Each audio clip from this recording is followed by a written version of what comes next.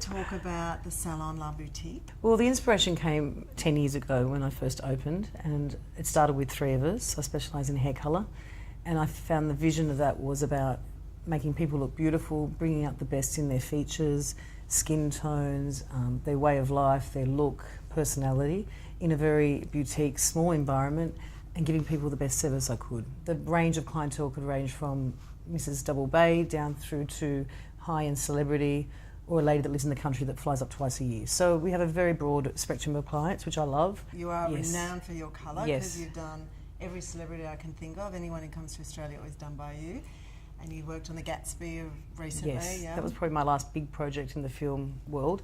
Working alongside Baz and Siem, who I've worked with for over 12 years now, and being lucky to be involved in the last 3 films. What I loved about working on that film is because it was a period film, but in a modern environment.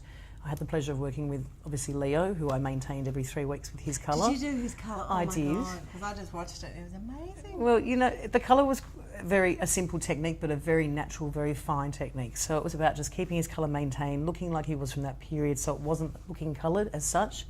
Whereas I had a little bit more push with, say, doing Joel, because Joel's hair went really dark. So we had to take his features, you know, his eyebrows were darker, his hair was really dark, almost black. What's the thing that you look for when you're giving someone a brand? Like you do it because you do work from such a big scale, from TV to celebrity to models.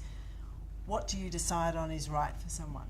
Look, to be really honest, I think when a client walks through the door, especially a new client, which when I have the pleasure of doing a new client, it's fantastic because obviously I'm booked quite ahead, so I love having the energy of a new person. She's a year ahead. I do love having a new client though. For me, it's inspiring because I love my regular clients. Obviously, I have a relationship with them, but when you have a new energy come through the door, it's just, oh my goodness, what can I do with this person? So obviously, I've got to build up a rapport with them first. So if someone brings me in a picture from a magazine, which is generally what happens, which a lot of hairdressers don't like, but as a colourist, I actually love people bringing in visuals because, as we said earlier, there's so many different tones of blonde, for instance, which I mean, I do all the colours of the spectrum, but blonde is kind of, I am quite known for my blondes. I actually love the idea of someone comes in with not much makeup on and their skin's quite clean and clear, because that really gives me a vision of how far I can push the colour.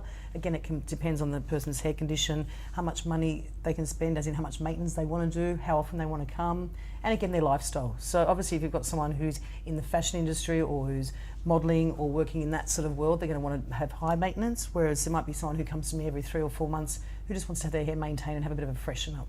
So what do you think characteristics give people, like when you can talk about blonde or different? I think every extreme, like I have some clients that will go from really blonde who will, every season will change their look and maybe go, you know, I've got a couple I can think of that will say, okay, I want a new look, I want to go darker.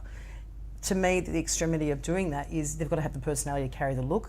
They need to be prepared to take their eyebrows darker, they need to be prepared to change their makeup, which I love that whole visual change. And some people can take that, and other people say, okay, we can't quite take you, you know, chocolate brown from blonde, but we can take you a honey golden colour with some sun-kissed ends. And again, it's working with the person. And as you get to know someone, you get to know their personality, you get to see their look and how they present themselves, what type of work they're in. So tell me, what do you think's coming in at the moment, look-wise?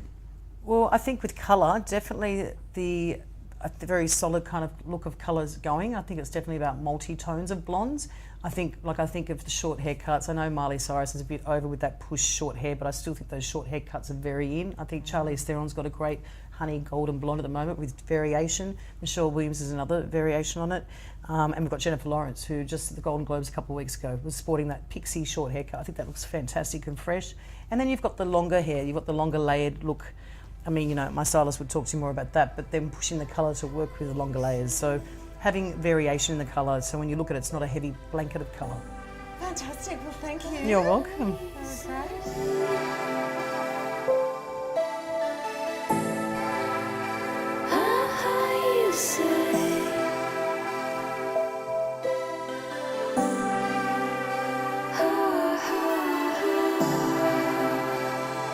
What you